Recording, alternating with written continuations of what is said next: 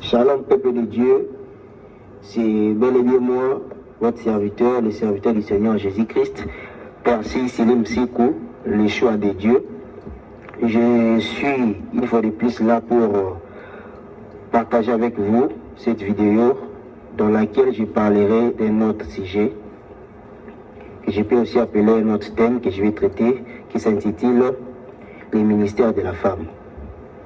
Est-ce que la femme peut porter un ministère? Est-ce que le ministère de la femme est reconnu dans la Bible? C'est la question que je me pose et c'est sur base de ces thèmes et qui fait aussi, qui semble aussi être une question que je me pose, que je vais essayer de répondre dans cette vidéo tout en s'appuyant par quelques passages bibliques, parce que la Bible est notre livre de foi. Toute personne qui se dit être chrétien, qui se dit être enfant de Dieu, est censé, ou bien est dans l'obligation de croire à la Bible, dans l'obligation de lire la Bible, dans l'obligation de méditer la parole de Dieu. Parce que c'est la parole de Dieu qui démontre la vérité authentique du Seigneur Jésus-Christ. C'est la parole de Dieu qui nous parle de Dieu, qui nous démontre comment est-ce que Dieu a marché avec son peuple, qui nous montre la voie à suivre, la voie de Dieu, qui nous montre la pensée de Dieu. C'est la Bible, bien aimé dans le Seigneur. C'est la Bible. On met la Bible pour nous. Je peux aussi bien nous les chrétiens, nous les enfants de Dieu. Je sais qu'il y a beaucoup de livres de la foi, il y a beaucoup de livres qui introduisent beaucoup de personnes dans la foi, qui les conduit selon leurs croyances. Mais nous, les chrétiens, les chrétiens, je m'adresse à nous, les chrétiens, parce que je les suis aussi moi-même. Nous sommes censés croire à la Bible. Est-ce que la Bible autorise le ministère de la femme? Voilà, nous allons essayer d'évoluer en présentant quelques sous-points, quelques tirés pour essayer d'éclairer l'opinion sur ces sujets. Le premier sous-point que nous aurons à traiter s'intitule « Quelques personnes que Dieu a apparu pour les envoyer vers son peuple ».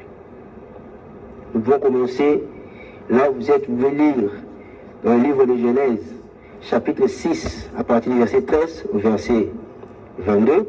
Là, Dieu parle avec Noé, là, Dieu cause avec son serviteur, là, Dieu le prépare pour l'envoyer pour aller annoncer la pluie du déluge. Et vous pouvez aussi lire dans le livre de Genèse, chapitre 12, des versets 1 à 4, Genèse chapitre 17, des versets 1 à 15. Là, on parle d'Abraham qui parle avec Dieu. Quand Dieu l'a visité pour l'envoyer, de déplacer, de quitter la maison de son père pour aller là où il va le diriger. Vous pouvez aussi lire le livre d'Exode, chapitre 3, des versets 1 au verset 22. Là où Dieu a apparu à Moïse pour l'envoyer vers Pharaon, pour libérer son peuple, de la même manière qu'il avait annoncé à Abraham que son peuple ira dans l'esclavagisme dans un pays étranger, il sera asservi. Donc Dieu a visité Moïse pour l'envoyer, et par la suite, vous savez qu'est-ce qui s'est passé. Vous pouvez aussi lire le livre de Josué, chapitre 1, des versets 1 au verset 18. On dit a choisi Josué pour remplacer Moïse. Pas pour remplacer, mais les termes appropriés pour prendre les relèves, pour continuer la mission que Moïse avait pris le début, avait pris le commencement. Et lui, il devait prendre les relèves pour continuer à ramener le peuple de Dieu jusqu'au Canaan.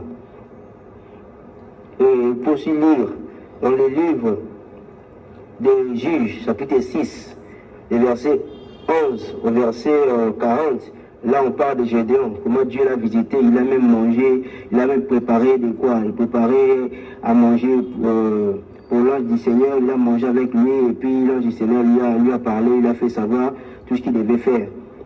Vous aussi lire dans le livre de Samuel, chapitre 3, du verset 1 au verset 21. Là, on parle de comment Dieu a visité Samuel dans son songe. Il l'a appelé 3 fois, tout ça. Et vous savez tout ce qui arrive après là. Vous aussi lire dans le livre d'Ésaïe, chapitre 1, et verset 1 au verset 13.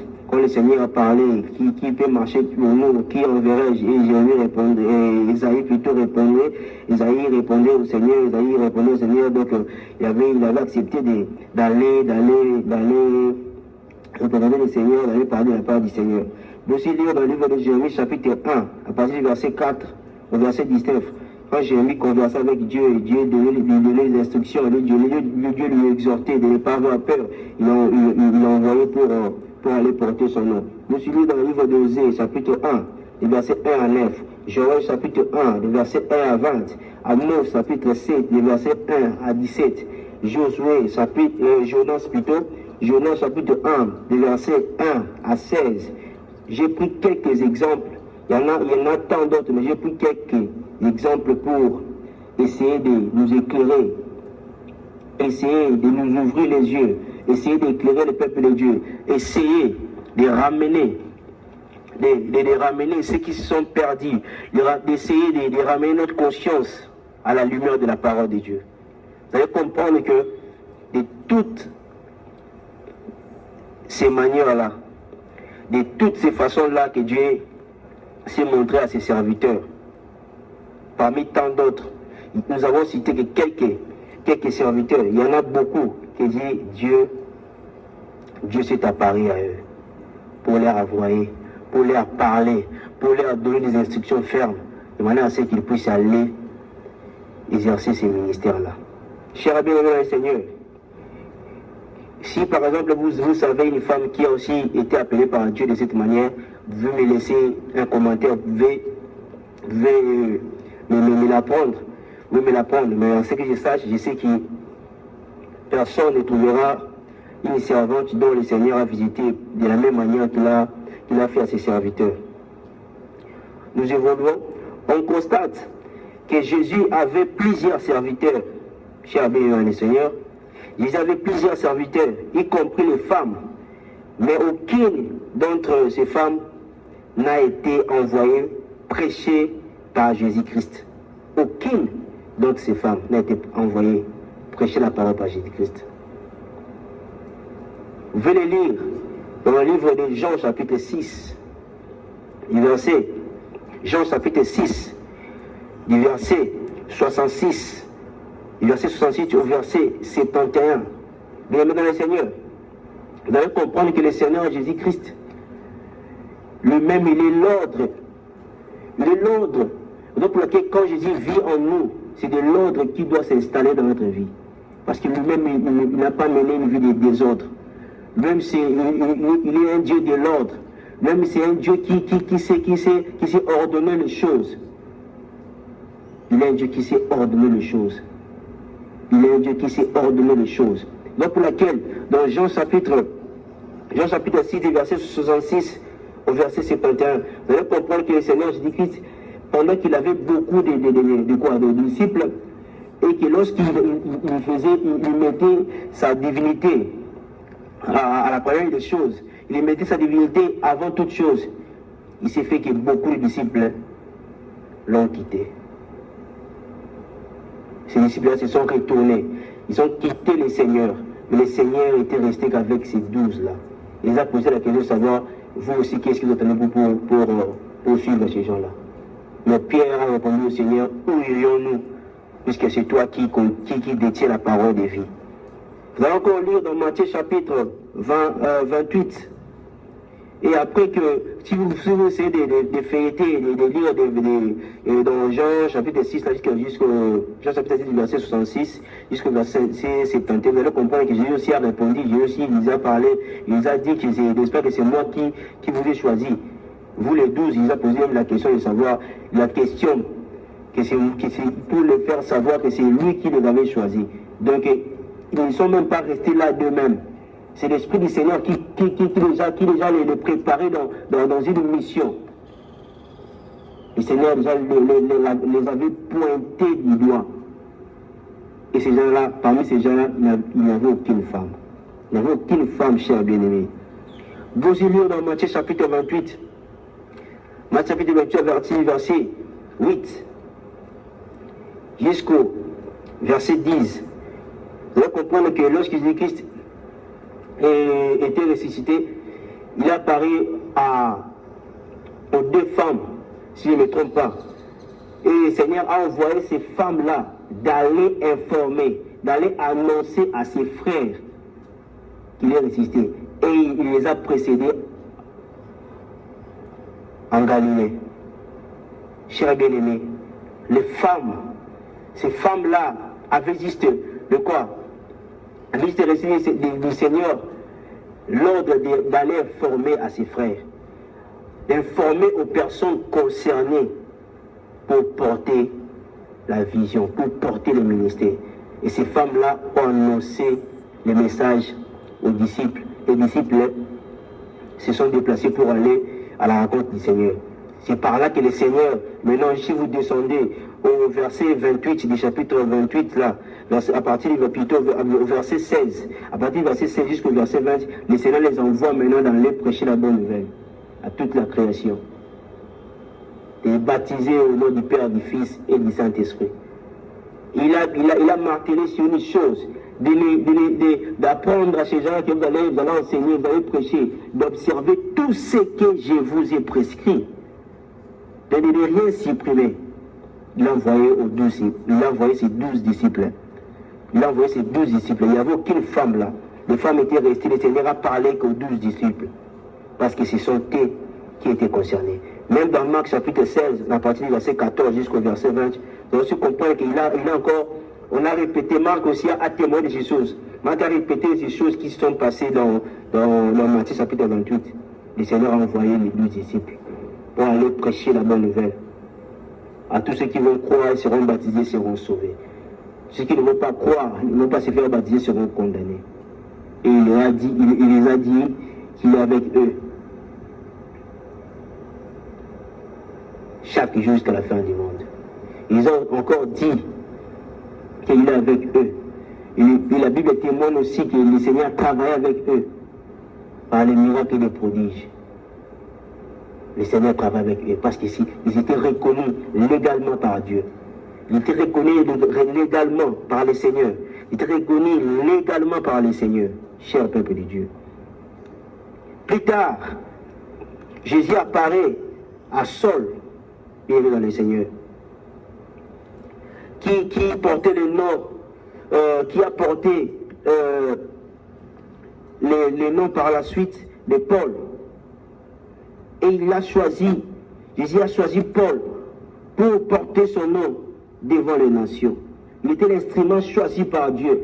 Quand même Ananias était en train de faire voir au Seigneur le mal que Saul avait fait. Oh Dieu, quand il fait son choix, il n'a même pas besoin de savoir la vie d'une personne, la vie d'un homme. Il n'a pas besoin de notre avis, bien-aimé dans le Seigneur.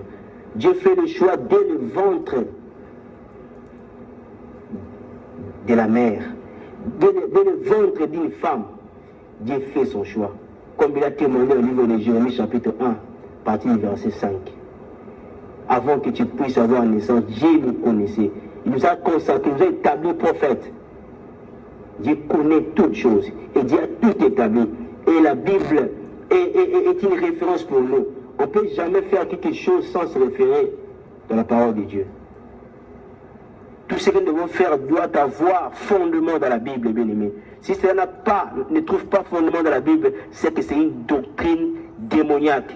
C'est une doctrine satanique. La doctrine du diable, de Satan, consiste à modifier les Écritures, consiste à ajouter des pensées en disant que Dieu me dit, je vois, Dieu m'a dit, Dieu me montre. Or, tout ce que Dieu dit, tout ce que Dieu montre, tout ce que Dieu parle, doit trouver nécessairement fondement dans la Bible. Parce que nous sommes dans un temps où la Bible a été bien rédigée. Et cela est une référence pour nous, bien-aimés dans le Seigneur. Nous avançons encore. Je viens de dire que Paul a été choisi par le Seigneur. Vous pouvez lire dans le livre des Actes, des Apôtres, chapitre 9, à partir du verset 10 au verset 19. Lui à son tour, après avoir été converti, il s'est fait baptiser, et puis lui à son tour, il a commencé à témoigner du Seigneur Jésus-Christ. Il a commencé à exercer son ministère. Il a fait des voyages par-ci par-là pour témoigner, pour enseigner pour prêcher la bonne nouvelle du salut des âmes. C'est ce qu'un ministre de Dieu est censé de faire. Bien aimés dans le Seigneur, nous allons constater que Marie, mère de Jésus, servait Dieu avant Pierre, avant tous les autres apôtres, hormis des apôtres qui étaient avec Jean-Baptiste. Des apôtres qui étaient avec Jean-Baptiste et par la suite qui se sont fait lier aux apôtres du Seigneur Jésus-Christ. Mais les restes là, les 10 autres apôtres là, Marie était déjà la servante du Seigneur. Marie était la servante du Seigneur. Marie elle-même témoigne de cela. Elle-même témoigne de ces choses. Mais Marie n'a jamais été envoyée pour annoncer la bonne nouvelle. Marie n'a jamais été, elle n'a jamais reçu l'ordre d'évangéliser, de prêcher, de parler de la part du Seigneur pour ramener le peuple de Dieu à la repentance. Vous le lire dans le livre de Luc, chapitre 1, à partir du verset 45 au verset 50. Lorsque Marie était allée visiter Élisabeth, pendant qu'elle était en train de se converser, pendant qu'elle était en train de s'échanger, Marie a bien proclamé, a bien déclaré que je suis la servante du Seigneur. Je suis la servante du Seigneur. Donc Marie servait Dieu. Elle servait Dieu dans quoi? Marie était dans la crainte du Seigneur. Marie adorait Dieu. Marie marchait dans Marie pratiquait la justice. Toutes ces choses-là font partie d'une personne qui sert Dieu. C'est pour laquelle Marie témoignait qu'elle servait Dieu. Donc elle avait la connaissance des choses de Dieu avant même quelques disciples du Seigneur. Mais Marie n'a jamais été allée pour prêcher la bonne nouvelle, bien-aimé. Marie n'a jamais fait cela. Nous allons encore constater, bien-aimé, que Marie de Magdala suivait Jésus et aussi elle avait écouté les enseignements de Jésus. Vous le lire dans le livre de Luc, chapitre 8, versets 1 à 3. Marie faisait partie des femmes qui accompagnaient Jésus-Christ avec leurs biens. Vous aussi lire le livre de Luc, chapitre 14, verset 3. Verset 3 au verset 9. Vous lire aussi Luc, chapitre 10, le verset 38 au verset 42. C'est cette même Marie-là, de Magdala, de Magdala, qui avait marqué le Seigneur. Il avait remis du parfum. Ce parfum-là coûtait cher, bien aimé dans le Seigneur. Et le Seigneur même a dit que partout l'évangile sera annoncé, on parlera de cette femme. Parce que cette femme avait marqué le Seigneur. Mais nulle part le Seigneur a fait de ces choses-là, a fait de cette parole-là quelque chose qui va introduire Marie dans le ministère, à faire partie de ceux qui sont destinés de la nature du genre qui peut porter le ministère. Marie n'a jamais été envoyée par le Seigneur. La Bible témoigne même aussi que Marie demeurait à un certain moment assis au pied du Seigneur pour écouter les enseignements pendant que sa sœur Marthe était en train de préparer. C'est que la Bible nous montre que Marie avait beaucoup d'attention, attirait beaucoup d'attention à ce que le Seigneur, aux choses que le Seigneur parlait. Attirait beaucoup d'attention pour recevoir, pour écouter les enseignements du Seigneur. Pourquoi Marie se mettait à écouter les enseignements du Seigneur? Pour savoir comment est-ce qu'elle va marcher, pour savoir comment est-ce qu'elle doit se conduire, comment est-ce qu'elle va demeurer à sa place comme étant une femme dans le Seigneur, comme étant une servante du Seigneur, pour connaître sa place au sein de l'Église, au sein d'une assemblée du Seigneur. Cher peuple de Dieu, nous devons comprendre que Dieu est au-dessus de tout. Dieu est au-dessus de tout. Il est au-dessus de nous tous. C'est lui qui nous commande. C'est lui qui nous commande. Une chose est vraie,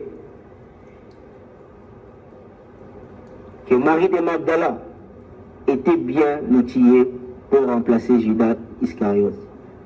Mais cela n'a pas été le cas. Judas a été remplacé par Matthias en faisant un tirage au sort. Imaginez un peu, bien aimé,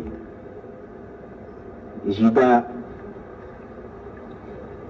Nous savons par la suite comment est-ce que Judas était mort. Judas qui avait livré Jésus. Il était parmi les 12 disciples. Il faisait partie de ses disciples, les disciples de Jésus. Mais Judas était mort. On devait remplacer une personne à la place de Judas. Chose grave, chose étonnante même. Pendant qu'il y avait les femmes qui étaient tuées, qui étaient enseignées, au même moment que les apôtres. Mais les apôtres n'ont pas porté le choix parmi toutes ces femmes-là. Pourquoi? Parce que c'est le Seigneur qui donne les ordres. C'est le Seigneur qui choisit. Et depuis qu'il a commencé à choisir, il n'a jamais placé une femme dans le ministère. C'est pour constater qu'aucun livre de la Bible a été rédigé par une femme, voire même un livre qui porte le nom d'une femme. Par exemple, le livre de Ruth a été rédigé par le prophète Samuel. Par exemple, le livre d'Esther a été rédigé par Mardoché. Ces deux livres portent le nom d'une femme. Bien, je veux dire, ces deux livres-là, le premier livre de Ruth porte le nom de Ruth, qui est une femme. Le deuxième livre qu'on a cité, Esther, porte le nom d'une femme appelée Esther. Mais ces deux livres-là n'ont pas été rédigés par ces femmes-là. Mais plutôt ce sont les hommes qui ont rédigé cela.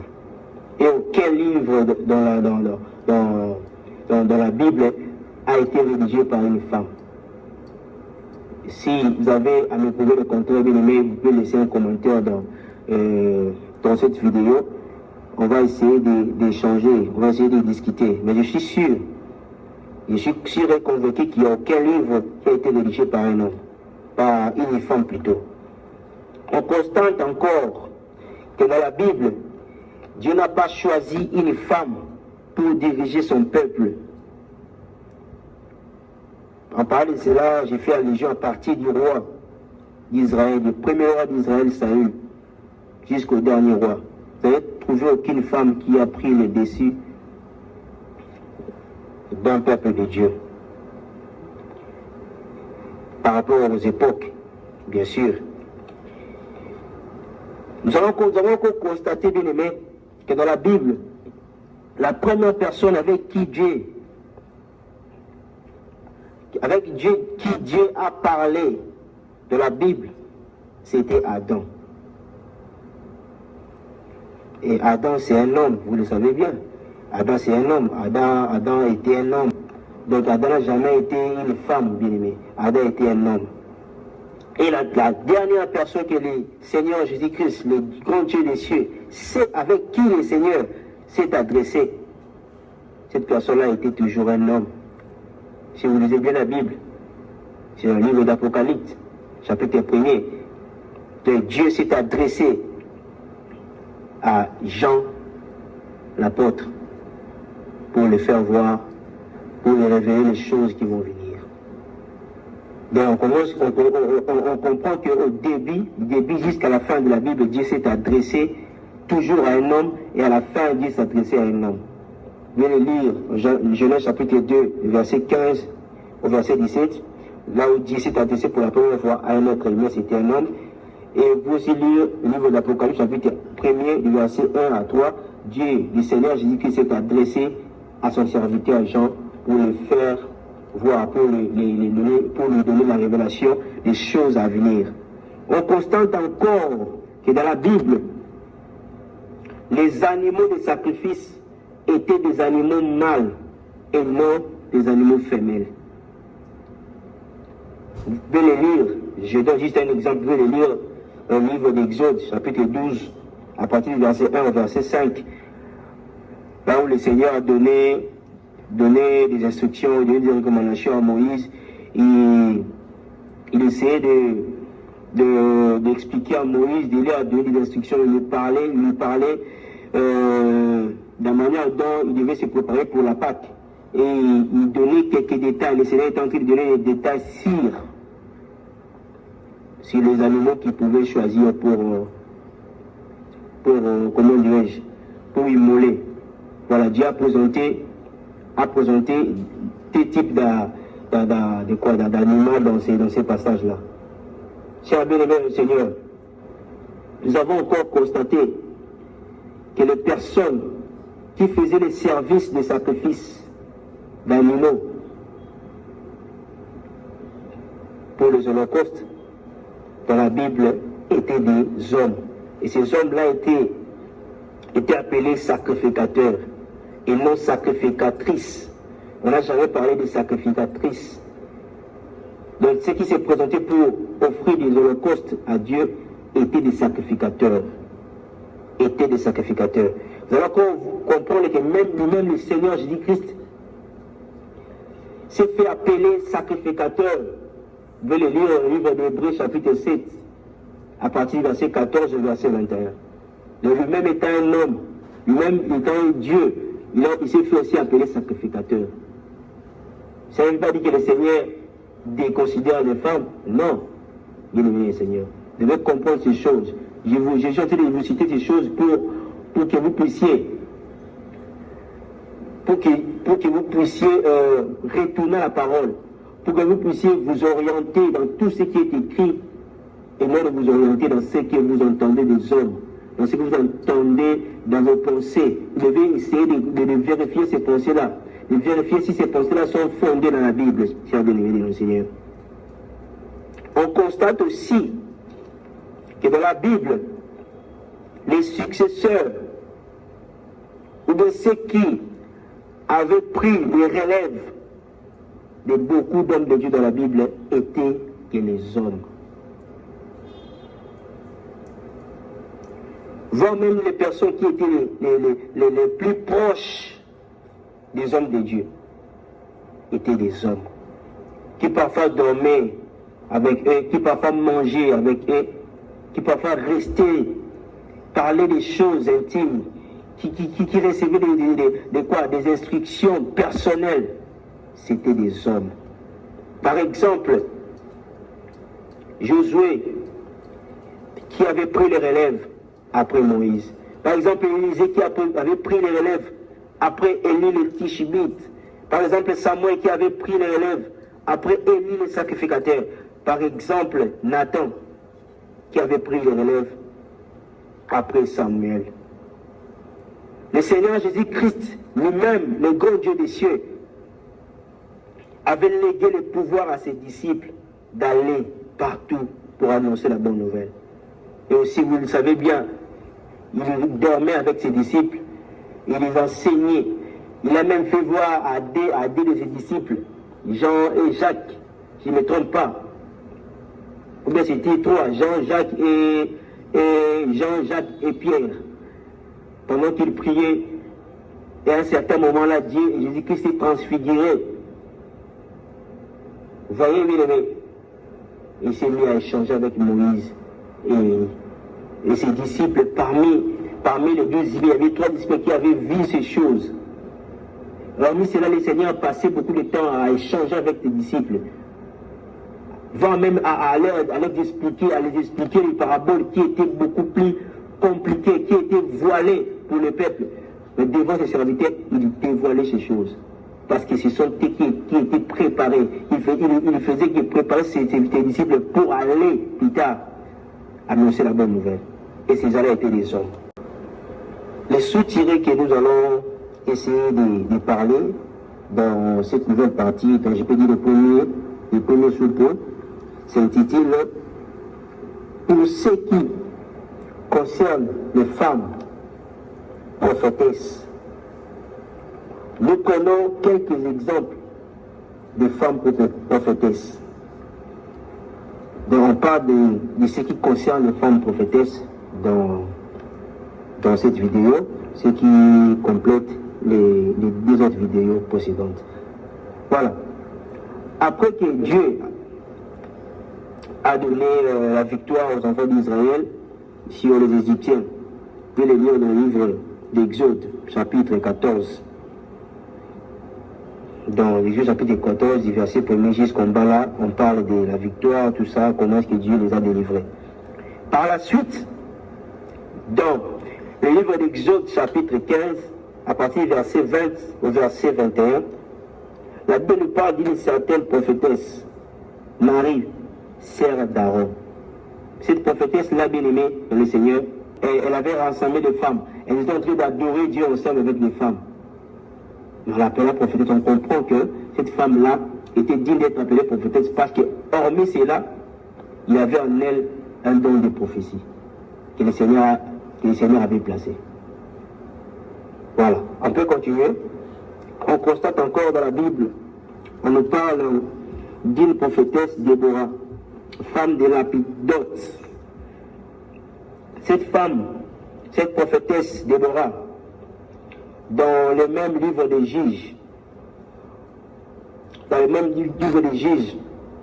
on constate qu'on parle encore de notre prophète par la suite, c'est Gédéon. Déborah s'est fait appeler juge en Israël, prophétesse, juge en Israël.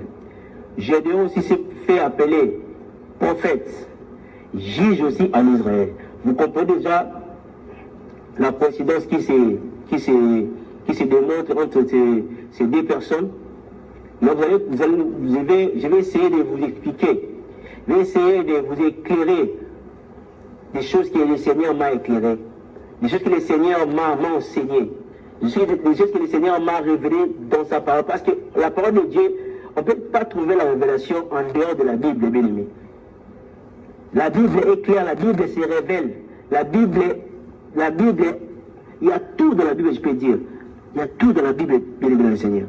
Donc, tout ce que tu cherches, toute compréhension que tu veux avoir, bien aimé, se trouve toujours dans la Bible. On ne peut pas trouver le fondement en dehors de la Bible. Donc, pour laquelle le Seigneur m'a aidé, qui dans sa parole, à comprendre, à faire cette comparaison entre ces deux personnes.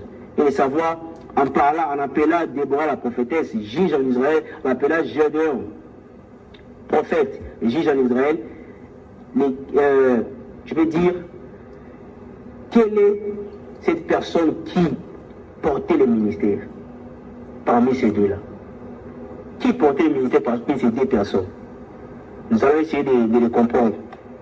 À moins que ceux qui vont suivre cette vidéo soient dans l'égarement, soient destinés à l'enfer pour essayer de trouver des raisons, pour essayer de créer des débats dans des choses qui trouvent fondement dans la Bible. Mais je sais qu'il y en aura des personnes qui vont douter de ces choses. Je comprends que cela est tout à fait normal parce que Dieu ne nous a pas donné Dieu vous a pas donné l'amour de la vérité. Dieu vous a pas révélé, il n'a pas mis en vous l'esprit de vérité, son esprit pour être soumis à la parole. Oui, cher bien-aimé le Seigneur.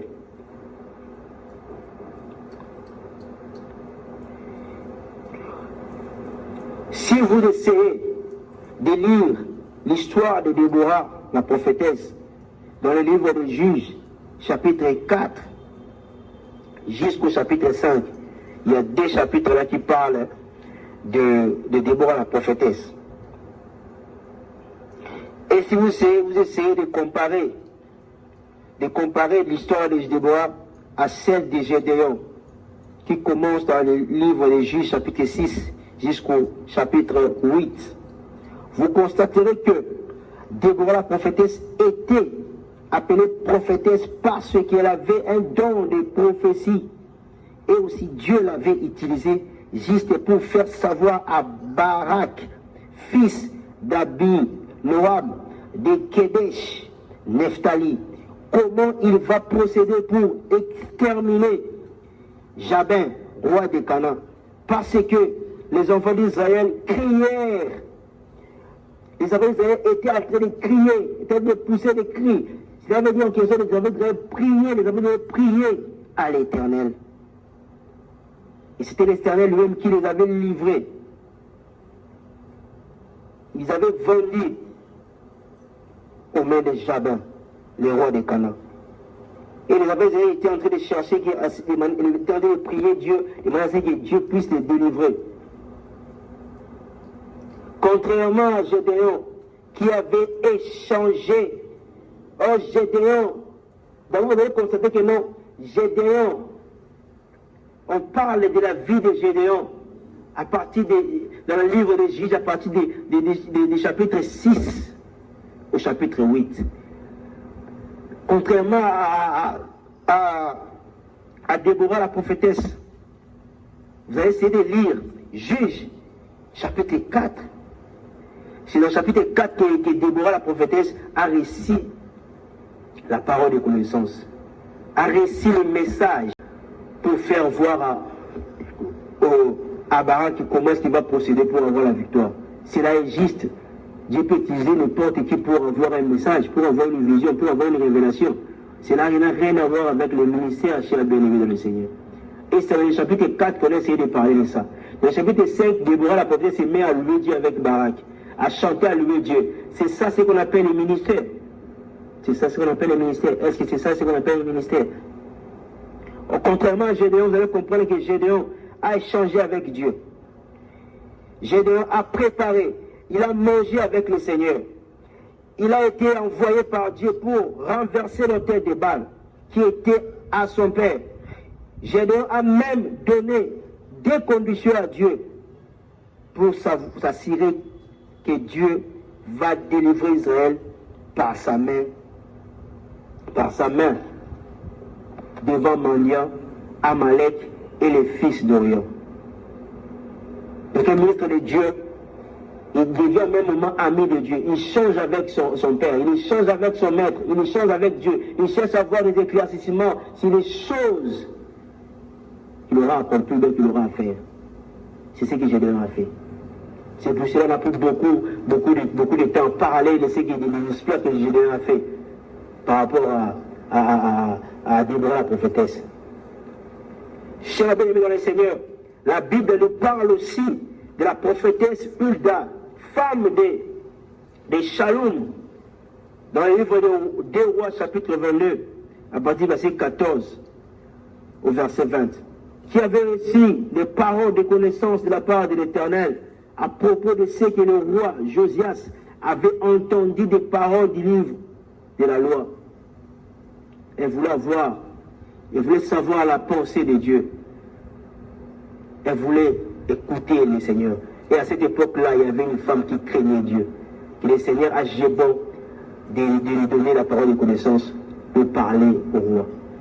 Cela n'a pas fait d'elle un ministre de Dieu venu dans le Seigneur. C'est là qu'on comprend dans la Bible.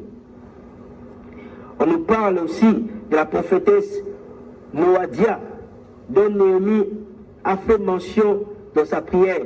Vous pouvez le lire dans le livre de Néhémie, chapitre 6, verset 14. Et cette dernière était considérée comme prophétesse tout court. La Bible nous parle encore d'une prophétesse dans le Nouveau Testament, appelée Anne, fille de Phanuel, de la tribu d'Asser, qui ne quittait pas le temple. Elle servait Dieu nuit et jour dans les jeûnes et dans la prière. La Bible déclare bien qu'en étant d'abord servante de Dieu là, Anne la prophétesse l'a servi Dieu dans les jeûnes et dans les prières. Dans les jeûnes, elle jeûnait, elle priait. Cela démontre que Anne la prophétesse portait un don de prophétie. Et Anne la prophétesse, à l'extérieur du temple, elle parlait de merveilles du Seigneur Jésus-Christ. Parce qu'elle avait déjà la nouvelle, elle avait la connaissance que Jésus-Christ devait venir. Et en ce moment-là, Jésus-Christ était encore enfant, il devait venir pour être présenté dans le temple. Anne était en train de louer Dieu, elle était en train de parler, d'admirer. Est-ce que cela est un péché pour une? Est-ce que cela n'est pas permis à une femme de témoigner de Christ partout où elle réside? Ça n'a rien à voir avec le ministère. Tu peux inviter, la femme peut inviter, la femme peut informer, la femme peut parler de la prédication qu'elle a reçue dans un culte aux membres de sa famille, à ses proches. Et à la fin des comptes, elle les invite, comme a fait la femme samaritaine, de venir trouver la personne destinée pour nous guider, pour nous enseigner, ou bien les personnes destinées à porter le ministère, qui ont dans leur bouche la parole du salut que le Seigneur a placée, et lui-même le Seigneur les confirme, il est avec ces gens-là. Ce sont des hommes établis dans les assemblées pour enseigner, pour conduire le peuple. Cher peuple de Dieu, donc nous avons compris que toutes ces femmes craignaient Dieu, raison pour laquelle l'Éternel les avait utilisés par des dons qui les avaient dotés. Dieu peut utiliser n'importe qui pour avoir un message, pour avoir une vision, pour avoir une révélation. Cela n'a rien à voir avec le ministère chez la bien-aimée dans le Seigneur. Et c'est dans le chapitre 4 qu'on a essayé de parler de ça. Dans le chapitre 5, Déborah la prophétesse se met à louer Dieu avec Barak, à chanter, à louer Dieu. C'est ça ce qu'on appelle le ministère. C'est ça ce qu'on appelle le ministère. Est-ce que c'est ça ce qu'on appelle le ministère? Contrairement à Gédéon, vous allez comprendre que Gédéon a échangé avec Dieu. Gédéon a préparé, il a mangé avec le Seigneur. Il a été envoyé par Dieu pour renverser la tête de Baal qui était à son père. Gédéon a même donné des conditions à Dieu pour s'assurer que Dieu va délivrer Israël par sa main devant Mania, Amalek et les fils d'Orion. Donc le ministre de Dieu, il devient au même moment ami de Dieu. Il change avec son père, il change avec son maître, il change avec Dieu. Il cherche à avoir des éclaircissements sur les choses qu'il aura accompli, qu'il aura à faire. C'est ce que Gédéon a fait. C'est pour cela qu'on a pris beaucoup de temps parler de ce qui est des exploits que Gédéon a fait par rapport à Déborah la prophétesse.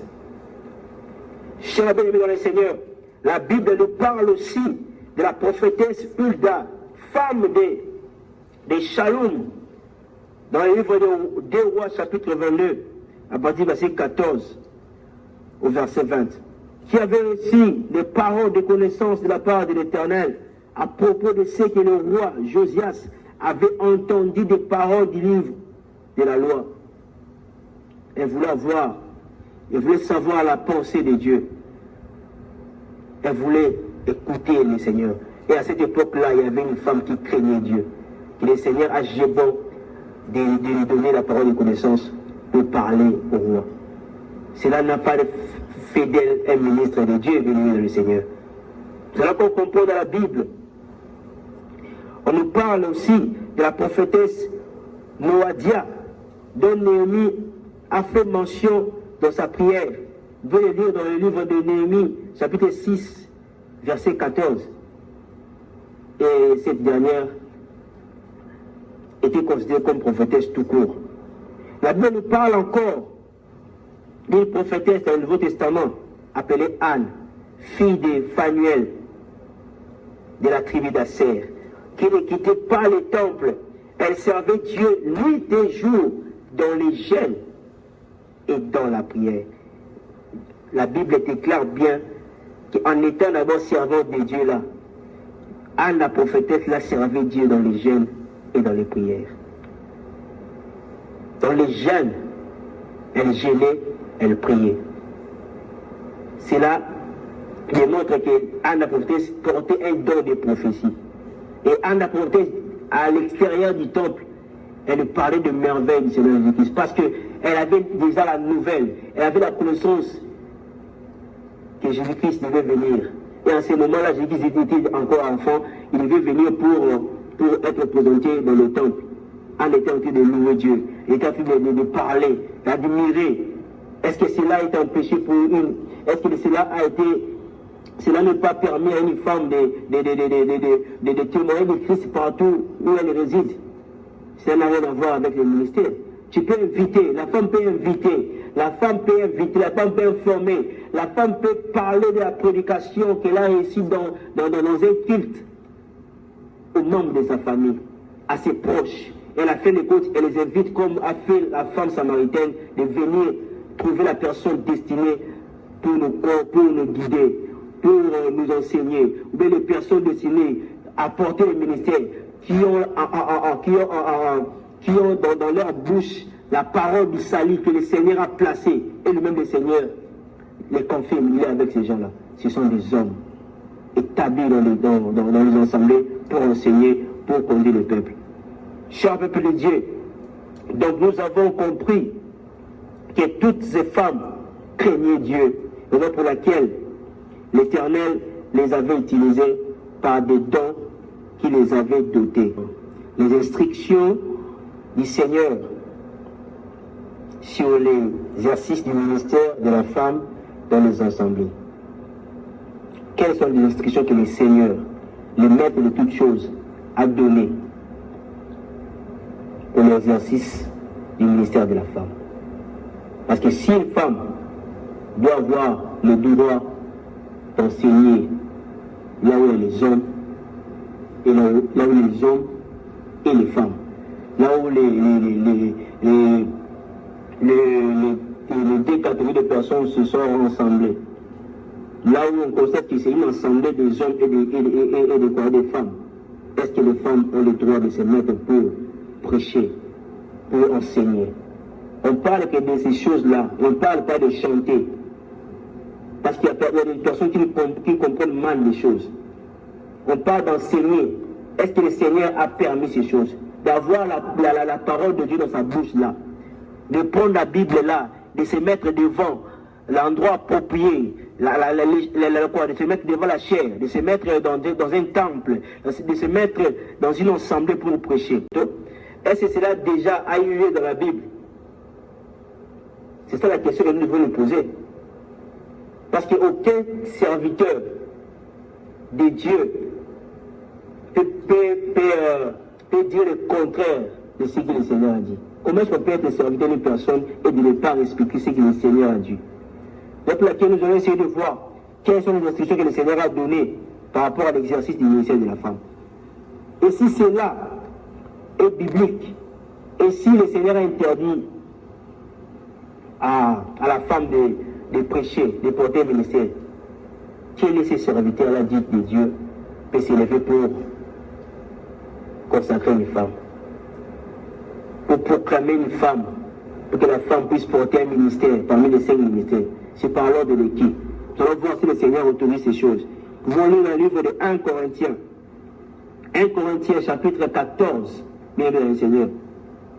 Ces passages-là, quand j'entends parfois des débats, quand j'entends parfois d'autres femmes prédicatrices qui essayent de tordre le cou sur ces passages, parfois je me dis, ces femmes-là sont habitées par quel esprit? Beaucoup de personnes attribuent ces passages-là à Paul, ces paroles-là à Paul.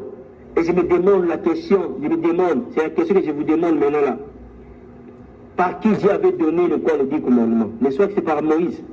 Et pourquoi quand on prêche aux gens d'observer parmi les commandements du Seigneur, pourquoi on cite aussi les commandements que Dieu a donnés par Moïse? Pourquoi on ne dit pas que ce commandement venait de Moïse seul? Parce que Moïse était monté, il était allé à la montagne, il était allé consulter Dieu, il était lui seul avec Dieu. Il n'y avait personne là-bas. Mais on est là, nous tous témoins de ces choses. On témoigne que c'est Dieu qui a donné ces 10 commandements. Et à combien de fois si Paul reçoit les instructions du Seigneur et il parle de ça, écrit ces choses, comment est-ce que nous devons attribuer ces choses-là à Paul? Voici un peu ce que Paul dit. Dans 1 chapitre 14, à partir du verset 32 au verset 40. Il parle que l'esprit des prophètes sont soumis aux prophètes. Et il continue en disant que Dieu n'est pas Dieu de désordre, mais Dieu de paix. Comme dans toutes les églises plutôt des saints, à moins que vos assemblées là soient des assemblées de pécheurs. Dans toutes les assemblées des saints, ça veut dire qu'on parle d'une assemblée des saints, d'église, et dans les églises des saints, tout corps qui porte le Saint-Esprit, tout corps dont le Saint-Esprit réside, ces corps-là, ces églises-là, sont appelées églises des saints, parce que le Saint-Esprit demeure en nous. Et que les femmes se taisent dans les assemblées, car il ne leur est pas permis de parler, mais qu'elles restent soumises. C'est vrai qu'il dit la loi. Donc, la loi est venue au temps anciens, dans l'Ancien Testament. C'est que dans l'Ancien Testament, on constate qu'il n'y avait eu aucune femme qui avait porté le ministère, et les autres personnes disent que non, Jésus qui a porté la grâce. Or maintenant là, l'apôtre Paul parle en parlant de ces choses, il est dans les temps de la grâce. Le temps de la grâce ne fait pas allusion du ministère. Donc pour laquelle Paul insiste et rappelle ces choses. Selon qu'elle dit aussi la loi. C'est que rien ne change à ce sujet. Cela reste ainsi, cela ne changera jamais. Le Seigneur a apporté la grâce dans d'autres choses. Mais concernant ces choses-là ne changent pas. Cela reste ainsi. Cela ne changera jamais. Parce que cela a été répété Et cela demeurait déjà dans la loi, cela aussi a été répété. Si cette femme-là avait s'instruit c'est quelque chose qui les interroge de la mariée. Il est notoire que les femmes puissent être enseignées. Il est notoire que les femmes qui ont des maris puissent, et que ces maris-là ont la connaissance de la parole de Dieu, puissent les enseigner même à la maison. Puissent continuer à les instruire le Seigneur, puissent continuer à les exhorter, à répondre à leurs questions, à leurs préoccupations concernant la parole de Dieu. Il est notoire, il est juste dans la parole de Dieu. Ces choses-là sont autorisées par la parole de Dieu. Et la Bible dit qu'il est enseignant à une femme de parler dans l'église. Et ce sont ces paroles-là, ces écrits-là que nous voulons attribuer à Paul. Et Paul continue en disant, est-ce que c'est vous que la parole de Dieu est sortie? Ou est-ce que c'est à vous seul qu'elle est parvenue? Donc à part de ces choses-là, ceux qui disent là, ceux qui disent qu'il a parlé dans la vie de Corinthe, moi je l'ai trouvé nulle part où Paul a dit que non, je m'adresse à la vie de Corinthe. Mais il dit bien, où est-ce c'est à vous seul qu'elle est parvenue? Si c'est trouvé, c'est fait qu'il s'est trouvé dans la vie de Corinthe. Mais il y a bien plusieurs que non, que ce n'est pas à eux seuls que cette parole est parvenue. Si quelqu'un croit être prophète ou inspiré, qu'il reconnaisse que ce que je vous ai écrit est un commandement du Seigneur. Si quelqu'un, comment est-ce qu'on peut reconnaître une personne qui est inspirée de Dieu? C'est quand cette personne reconnaît que ce que Paul a écrit là, cela n'est pas venu de lui-même, il a été inspiré par Dieu d'écrire ça. Et lui-même, il a précisé en disant qu'il reconnaisse que c'est un commandement du Seigneur. Or, n'oublions pas que le Seigneur avait dit à ses disciples dans le livre de Matthieu chapitre 28 d'aller de faire l'utilisation des disciples et baptisants. Après avoir dit ces choses-là, il a insisté en disant que donc tout ce qu'ils veulent dire, ils ne doivent pas oublier. Il a à dire d'observer tout ce qu'il leur a prescrit. Quand le Seigneur a commencé à prescrire des choses depuis Genèse jusqu'au livre de l'Apocalypse. Nous croyons que le Seigneur veut planter, nous sommes dans l'obligation de respecter la parole de Dieu. Il n'y a aucun débat à faire dans ces choses parce que Paul a bien éclairci, a été clair dans ce qu'il a dit, et c'est un commandement du Seigneur. C'est Paul là que vous voulez dire qu'il est. D'autres personnes disent que Paul était trop dur envers les femmes. Qui donc ces gens-là fait partie de la famille de Paul? Qui donc ces gens-là qui donc ces gens-là a vécu du temps de Paul pour dire que Paul était trop dur envers les femmes?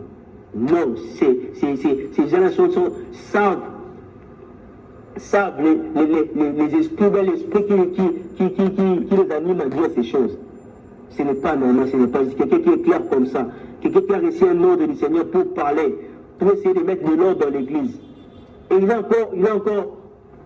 a encore répété dans le livre de quoi, de 1 Timothée chapitre 2. 1 Timothée chapitre 2.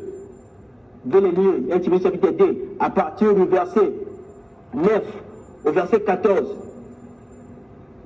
Il a encore répété ces choses. Que la femme écoute l'instruction en silence, avec une entière soumission. Une femme dans le Seigneur, de nature déjà est soumise. L'Esprit du Seigneur qui demeure dans une femme la rend soumise et non une orgueilleuse. On voit la parole de Dieu qui est claire comme ça, on veut chercher des débats. Ce n'est pas juste, ce n'est pas normal. Je vous appelle à la repentance. Je vous appelle à la repentance avant qu'il ne soit trop tard. Avant qu'il ne soit trop tard, repentez-vous. Reprenez vos places. Il a continué à dire que je ne permets pas à la femme d'enseigner, ni de prendre l'autorité sur l'homme. Mais elle doit demeurer dans le silence. Ça ne veut pas dire que la femme ne peut pas chanter. Or, le livre de 1 Corinthiens chapitre 14, là, il a dit que non, que les femmes se taisent. Or, le fait de dire que les femmes se taisent, la Bible, c'est complète. Il y a une pensée qui peut commencer dans un chapitre, et puis dans un livre, dans l'autre livre, tu peux trouver la suite, le complément de cette pensée-là. C'est ici que Paul vient d'expliquer, vient de démontrer, vient d'éclaircir, en parlant du silence de la femme. C'est que ce silence-là, il fait allusion, il fait mention de ce silence-là dans le ministère. Le fait que la femme ne peut pas prêcher, la femme ne peut pas enseigner, la femme ne peut pas éclaircir, ne permet pas à la femme d'enseigner. La femme ne peut pas enseigner. Dans le 1 chapitre 16, il a parlé de l'endroit, de l'assemblée des saints. Quand on parle des saints, on fait allusion aux hommes aux hommes et aux femmes qui sont rassemblés pour adorer, pour méditer, écouter la parole. De celui qui est habilité à se mettre devant pour annoncer l'évangile, pour prêcher, pour exhorter devant le peuple de Dieu, dans les assemblées, dans un temple, dans une synagogue. Ça a toujours été un homme, ça demeurera un homme. Nous croyons à la parole de Dieu, pour laquelle nous disons Amen à la parole de Dieu. Partout où nous sommes, nous disons Amen à la parole de Dieu. Nous disons Amen à la parole de Dieu. Vous allez constater encore que le Seigneur Jésus lui-même,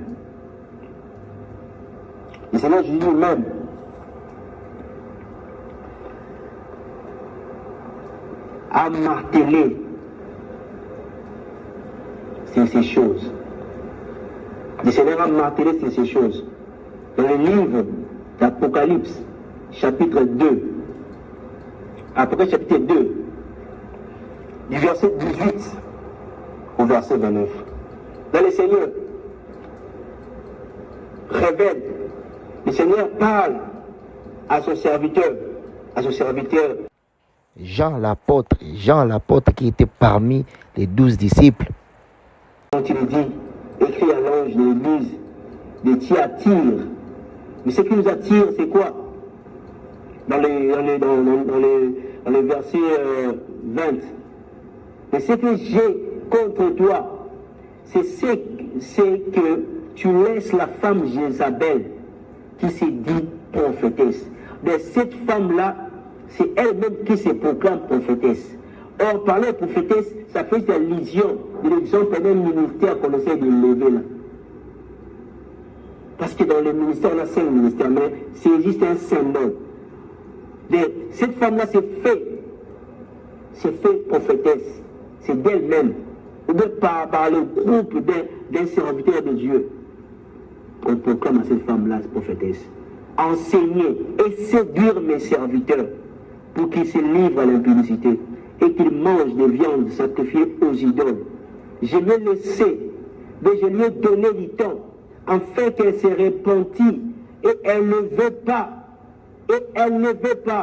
se repentir de son impudicité.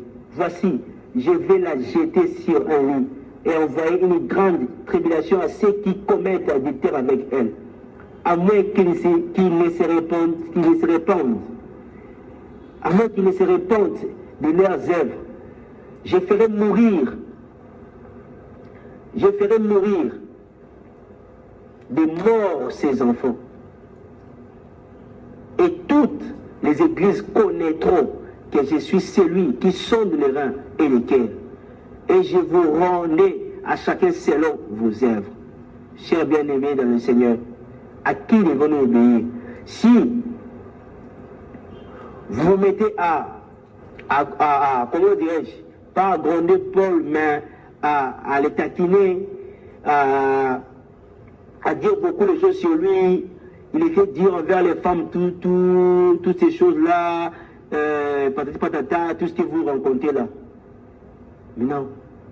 Essayez alors de nous expliquer, ou bien de parler, ou bien de laisser des commentaires, de commenter sur ces choses-là. Donc lui-même le Seigneur est en train de parler en prenant l'exemple d'Isabelle. La question que je me demande, qu'est-ce que Isabelle est venue faire dans la Nouvelle Alliance? Donc Isabelle là, le nom d'Isabelle est cité dans le livre de 1 roi, à partir du chapitre 16, je ne me trompe pas. Au nom à l'époque du prophète Élie, le Tishbite. Mais Qu'est-ce que Isabelle est venue faire ici dans le livre d'Apocalypse? Cela ne vous dit rien. Cela ne vous interpelle à rien, cher peuple de Dieu. Soyez éclairés sur ces choses. Répentez-vous. Remettez-vous à vos places, les femmes prédicatrices.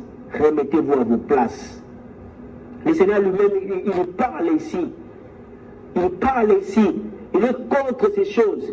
Donc vous, les hommes de Dieu, qui laissez ces femmes-là, qui autorisez ces femmes-là, qui élevez ces femmes-là dans le ministère, est-ce que vous n'avez pas la connaissance sur ces passages? Vous avez d'ailleurs parfois lu ces passages avant moi. Qu'est-ce que ces passages vous interpellent? C'est vous qui rendez ces femmes-là tête dure. C'est vous qui les a poussées à désobéir à l'ordre du Seigneur. Cher peuple de Dieu, la parole de Dieu pénètre nos cœurs pour que nous puissions nous repentir, pour que nous puissions corriger nos erreurs. Le Seigneur lui-même parle, le Seigneur lui-même m'atteste sur ces choses pour nous démontrer que la femme ne peut pas enseigner. Quand la femme se met à enseigner là, c'est du désordre. Quand la femme se met à enseigner là, dans sa bouche là, il n'y a rien de bon. Parce que le Seigneur ne la reconnaît pas pour ces choses-là, ne la reconnaît pas pour cette fonction-là. Parce que le Seigneur ne parle pas dans sa bouche. Le Seigneur met son esprit dans une femme pas pour aller se mettre devant son peuple, pour les enseigner, pour porter un ministère, pour le conduire. Non. Le Seigneur met son esprit dans une femme pour porter le don, pour manifester le don qui sera bénéfique dans son église, au sein de l'assemblée. Cher peuple de Dieu, voilà vous-même comment le Seigneur est entré, le Seigneur a déclaré ces choses dans la bouche de son serviteur. Il a fait savoir ces choses. C'est déplorable si on arrive à ne pas croire à la parole de Dieu et au même moment on s'est fait appeler serviteur du Seigneur Jésus-Christ. On s'est dit qu'on croit au Seigneur. C'est avec quel Seigneur qu'on peut dire ces choses? Vous croyez à quel Seigneur? Parce que notre Seigneur Jésus-Christ, nous le reconnaissons par sa parole, et c'est lui qui a interdit d'ailleurs. C'est lui qui voit toute femme à l'image d'Isabelle qui se met à porter le ministère, à proclamer qu'elle porte un ministère. C'est déplorable, cher bien-aimé dans le Seigneur. C'est vraiment déplorable. Cher bien-aimé dans le Seigneur, nous devons comprendre que le ministère de la femme n'est pas reconnu dans la Bible. Laissez-moi vous informer qu'il y a plutôt plusieurs façons de servir Dieu, à savoir en marchant dans sa crainte. Il faut servir Dieu dans les jeûnes et prières, dans l'adoration, dans la louange, dans les actions de grâce, dans la libéralité, dans la manifestation des dons spirituels. C'est aussi une façon de servir Dieu, en pratiquant même la justice. La santé, c'est l'exemple que j'ai essayé de vous donner. Il y en a plusieurs parmi ceux que j'ai essayé de citer. J'ai pris juste quelques exemples, chers bien-aimés, pour essayer de vous donner la lumière sur ces choses. Le Seigneur m'a révélé ces choses pour partager à ses enfants, pour partager à son peuple, pour aussi partager à ses serviteurs, parce que nous sommes là pour nous compléter. C'est pourquoi l'apôtre Paul dit, nous recevons en partie et nous prophétisons en partie. C'est que personne n'a le monopole de la connaissance de la parole tout entière, mais le Seigneur révèle les choses à ses serviteurs pour que nous puissions nous compléter. Voilà. Nous continuons, chers bien-aimés dans le Seigneur. Or, le ministère va au-delà même de ces choses qu'on a citées, de toutes les femmes prophétesses. Le ministère va au-delà de la manière dont Dieu les a utilisés, Dieu les a appelés prophétesses, tout quelque chose du genre là. Le ministère va au-delà de ces choses. Un ministre de Dieu écoute la voix de Dieu. Il échange. Je donne quelques exemples de savoir, parmi aussi dans la Bible, comment est-ce que les ministères de Dieu se sont comportés, comment est-ce qu'ils ont manifesté, ils ont été dignes d'être appelés ministres, quelles sont les fonctions, comment est-ce qu'ils se sont comportés, comment est-ce qu'ils ont marché. C'est pour cela que je m'étais mis à apprendre quelques exemples. Donc, ils écoutent Dieu. Ils écoutent un ministre de Dieu écoute la voix de Dieu. Il échange avec lui, il mange, voire même il mange avec Dieu. Il se met devant le roi et devant le peuple pour parler de la part de Dieu. C'est ce que fait aussi un ministre de Dieu. Il lance même des grands défis. Il lance des grands défis, bien aimés. Des grands défis, même par exemple, Élie qui avait lancé un défi. Il y a eu beaucoup de défis que les ministres de Dieu ont lancé plutôt. Et ce défi-là, il ne lance pas par leur propre nom, mais il le lance par le nom de l'Éternel. Ce qui démontre que c'est le Seigneur qui est en eux, c'est celui qui les envoie pour faire ces choses.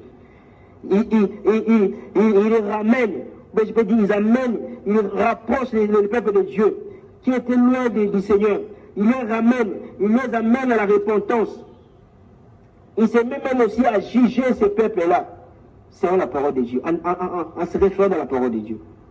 Il se met même à briser les orteils sataniques, comme par exemple Gédéon, qui a fait cela.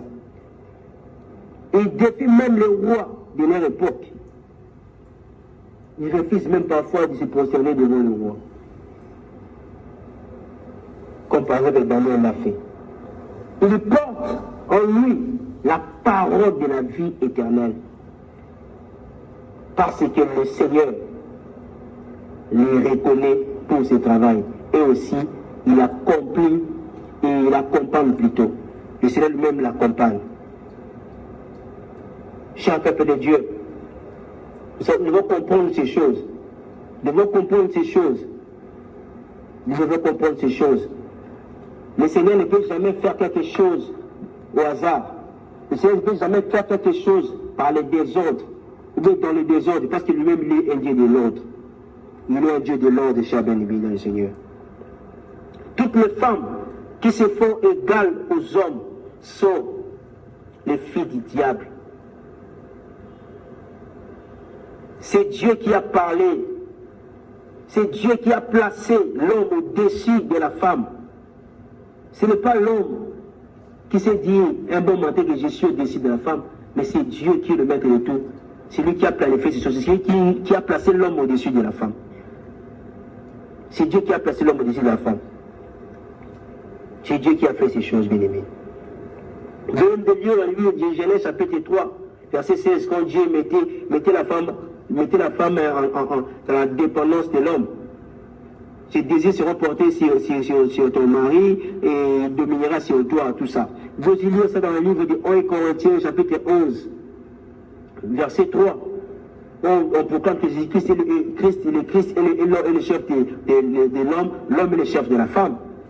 1 Timothée chapitre 2, verset 11, verset 12, l'homme doit être soumise, et la femme doit être soumise à l'homme plutôt.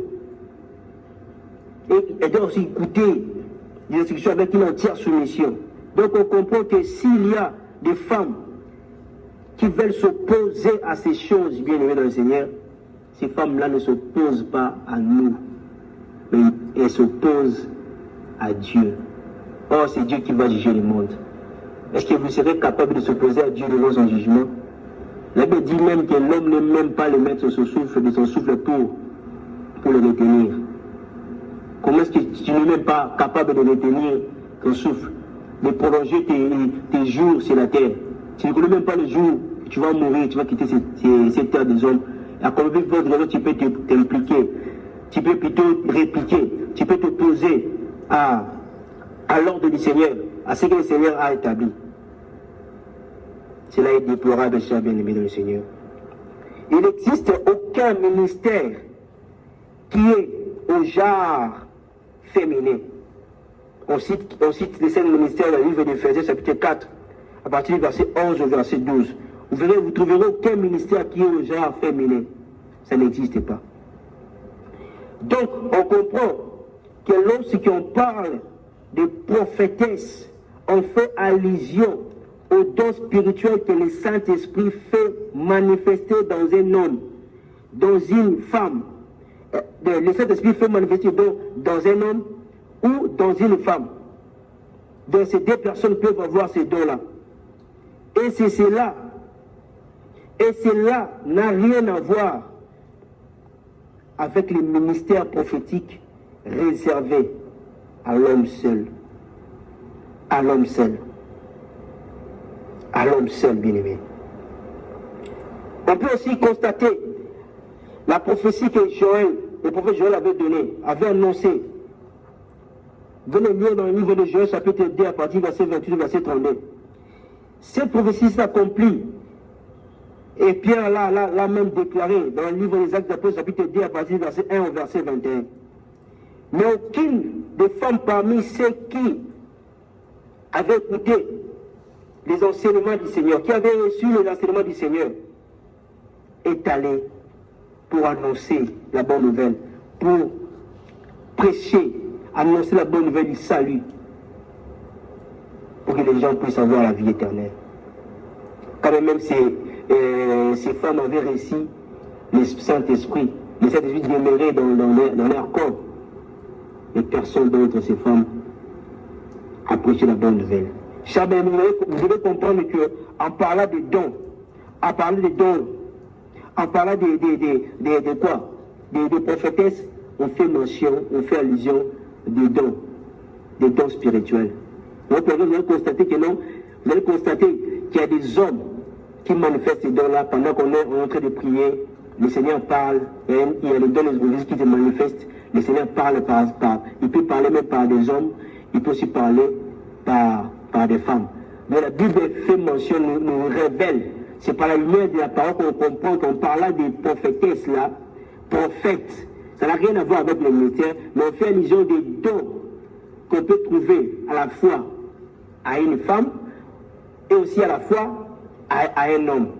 Donc on fait la comparaison de ces deux personnes. Pourquoi je dis, je répondais mon esprit sur toute chair, vos filles et vos filles, vos fils et vos filles prophétiseront.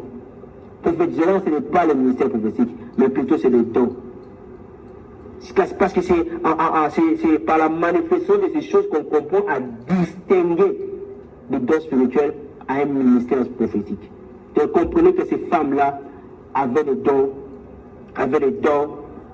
de la prophétie.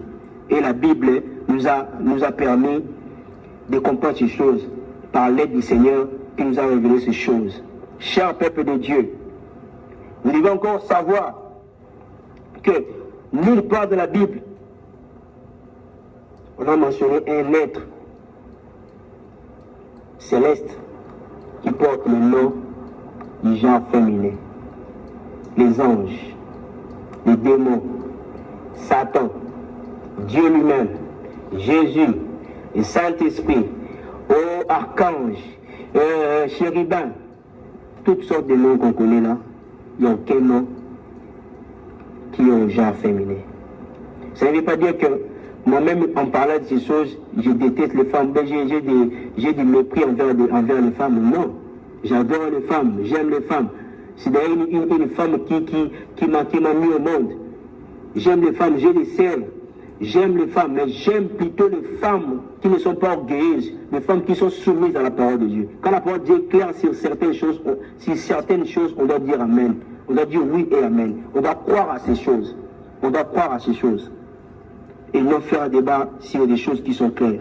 Cher peuple de Dieu, vous devez comprendre que chaque femme dans le Seigneur reconnaît sa place dans une assemblée. La Bible permet aux femmes âgées, permet aux femmes âgées qui sont bien enseignées, je peux dire, d'encadrer, d'apprendre, de prêcher les jeunes femmes. D'une manière générale, on peut dire de prêcher les sœurs. Vous pouvez même les lire dans le livre de Tite, chapitre 2, à partir du verset 3 au verset 5. Ce que j'ai compris dans cette affaire des ministères de la famille, que beaucoup d'hommes de Dieu qui favorisent cette affaire, qui autorisent les ministères de la femme, qui élèvent les femmes, qui consacrent les femmes pour que ces femmes puissent porter le ministère. Ces hommes de Dieu-là s'arrangent, beaucoup d'entre eux s'arrangent de manière à ce que leurs épouses puissent prendre les relèves pendant qu'ils effectuent le voyage, ou bien lorsqu'ils ne seront plus en vie, pour que leurs femmes puissent porter le quoi, prendre les relèves, diriger les assemblées. Vous allez même constater que ces femmes-là prennent des décisions. Ces femmes-là élèvent la voix dans les assemblées, dominent même sur beaucoup. Ces femmes-là dominent même les ministres de Dieu, consacrés par Dieu, élevés par Dieu. Et ces femmes-là prennent même les décisions sur ces serviteurs-là. Chose qui n'a pas été le cas dans la Bible. Dans l'église de Dieu, il doit avoir de l'ordre, comme le Seigneur les recommande dans la bouche de son serviteur, l'apôtre Paul. L'église du Seigneur n'est pas semblable à une famille où on doit léguer les pouvoirs, on doit léguer l'héritage à sa femme, on doit léguer l'héritage à ses enfants. Non, ces choses-là ne peuvent pas avoir lieu dans l'église du Seigneur. Il doit avoir de l'ordre. On doit suivre la procédure normale telle que la Bible nous la recommande. C'est par là que nous mettons un terme à ce sujet, à ce thème.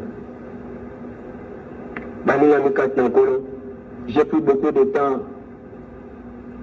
J'ai pris beaucoup de temps à vous parler de ces choses. Je crois fermement qu'il y a des personnes par qui le Seigneur a destiné pour écouter ces choses, pour être enseignées par moi, pour être réveillé de ces choses, et que le Seigneur, lorsque le Seigneur vous aide à avoir la lumière, à vous éclairer par ces choses, à vous donner l'amour de la parole de Dieu, à vous donner l'envie de méditer la parole, d'écouter la parole, de demeurer dans la parole de Dieu, à vous toutes, les femmes qui sont soumises à la parole de Dieu, les femmes qui respectent les hommes, qui reconnaissent que les hommes ont été placés au-dessus de vous par Dieu. Ces femmes-là, que le Seigneur vous bénisse, que le Seigneur vous garde encore davantage, que le Seigneur ajoute en vous la connaissance de sa parole, que le Seigneur réponde à vos préoccupations, réponde à vos besoins, que le Seigneur vous garde encore longtemps, qu'il prolonge vos vies sur la terre des hommes. L'union soit bas sur le respect à Ramibal. Ezala fiancé na yo, tu lui respectes. Abba sur l'union soit valeur, même s'il ne travaille pas, même s'il n'a rien, même si ces garçons-là représentent une personne méprisable, mais tu sais quand même donner de la valeur à ces garçons-là, parce que l'avenir nous réserve des surprises. C'est toute la catégorie de ces femmes-là. Que le Seigneur vous bénisse, que le Seigneur vous protège, que le Seigneur continue à vous soumettre à sa parole, et que le Seigneur vous utilise comme il a utilisé les femmes, les femmes vertueuses dans la Bible. Nzambe abatela mboka na biso Congo, Nzambe abatela ba jeune nyonso ya mboka na nga, ba jeune partout dans le monde, Nzambe abatela bakonzi ya mboka nyonso, Nzambe abatela mabota nyonso, Nzambe akanisela ba oyo nyonso baza na bahopito, abikisa bango, Nzambe asala bolamu na ba oyo nyonso bazoluka ye, Nzambe ye moko akanisela bato nyonso tia bango na plan na ye asala bolamu. Parce qu'on peut tout dire, tu peux déclarer des choses, tu peux dire des choses, tu peux prophétiser, mais nous devons savoir que c'est le Seigneur lui-même qui répond. C'est le Seigneur lui-même qui décide de faire quelque chose. S'il décide de faire rien, même si tu prophétises, même si tu déclares, rien ne va changer. Voilà pourquoi ça sert à rien pour moi de passer beaucoup de temps à te rassurer des choses. Je ne te rassure rien, mais je prie que le Seigneur puisse jeter un regard favorable à ta vie, toi qui observes sa parole, toi qui mets sa parole en pratique.